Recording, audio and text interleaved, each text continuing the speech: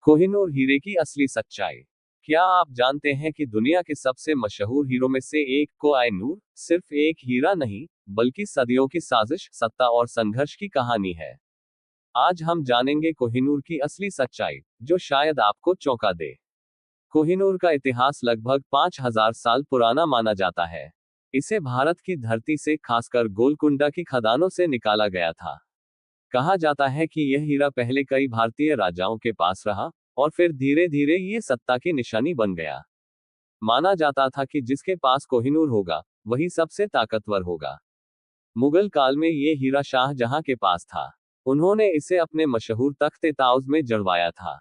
लेकिन इतिहास ने करवट ली, और यह हीरा लूट का शिकार बन गया।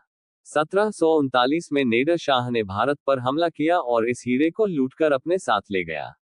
यही वह समय था जब इसका नाम पड़ा कोहिनूर, यानी रोशनी का पहाड़। इसके बाद ये हीरा कई हाथों से गुजरता हुआ आखिरकार अंग्रेजों तक पहुंचा।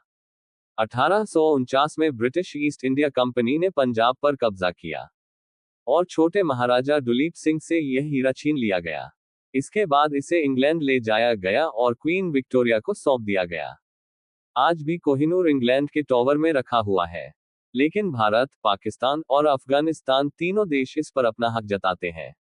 भारत का कहना है कि यह हीरा लूटकर ले जाया गया था, इसलिए इसे वापस किया जाना चाहिए। लेकिन ब्रिटेन अब तक इसे लौटाने से इनकार करता आया है।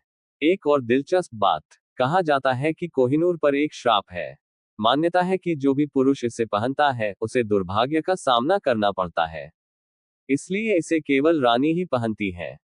तो ये थी कोहिनूर हीरे की असली कहानी। एक ऐसा हीरा जो सिर्फ कीमती नहीं, बल्कि इतिहास के सबसे बड़े विवादों में से एक है। आप क्या सोचते हैं, क्या कोहिनूर भारत को वापस मिलना चाहिए? कमेंट में जरूर बताएं। अगर